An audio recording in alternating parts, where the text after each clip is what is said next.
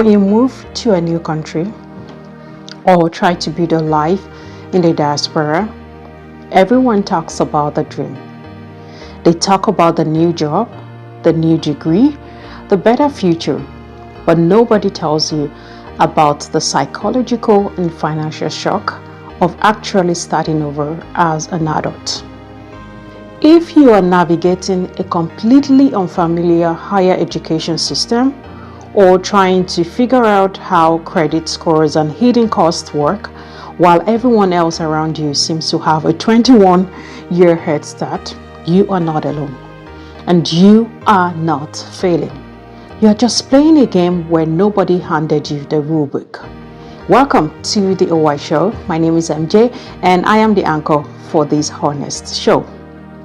Today, I am skipping the fluff.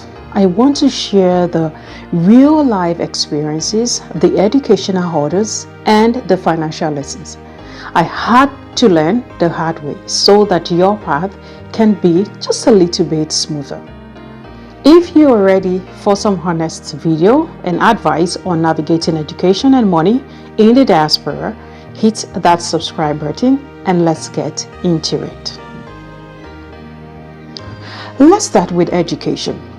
Going back to school or getting recertified as an adult in a new country is nothing like going to university at 17 or 18.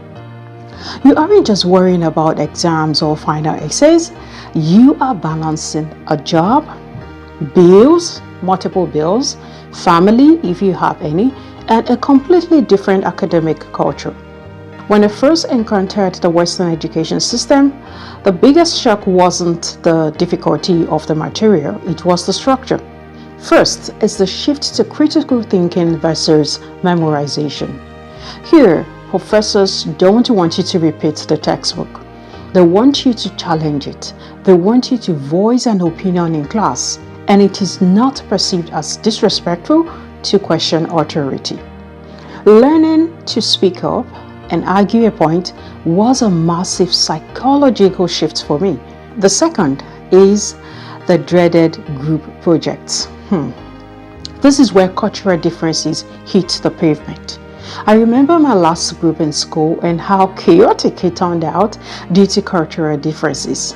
Navigating group dynamics with people who grew up in different countries or different cultures requires a different kind of communication. You have to learn to delegate. Nobody is a leader. It is a group where everyone contributes. So you be a team player, not a team leader. You have to be assertive, of course, because your voice matters.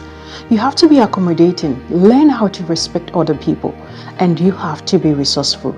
You do things that will help your group emerge in their best selves. Number 3. It is the invisible time management. When you're working and studying, standard time management tips don't work.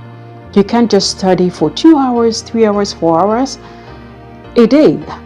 I had to learn the hard way to align my syllabus with my life. When my family relocated, my last child was still a suckling, so you can just imagine the huge stress I had to go through. I remember that I had to write my essay papers at midnight when everyone was calm and quiet, which meant that I slept late to wake up early so that to cater for the older ones who had to go to school. It was difficult, believe me. It was difficult and I was sincerely not prepared for that hard navigation. But I had no choice, so I have done it. My advice to you is that if you're going back to school, utilize the university's writing centers and career hubs immediately so as to help you with smashing your essays right away, and also map out a daily or weekly routine that works best for you and your family. The concluding part of this series is in my next video where I share ideas on the financial aspect and invisible bills diasporans experience. Do not forget to like, share, and subscribe so you can join me and learn. I would love to hear from you in the comment section. Which of this that I have spoken on hits closest home in the academic culture shock? Until then, take good care of yourself. Keep pushing forward, and I will see you in my next video. My name is MJ, and this is the OY Show. Bye for now.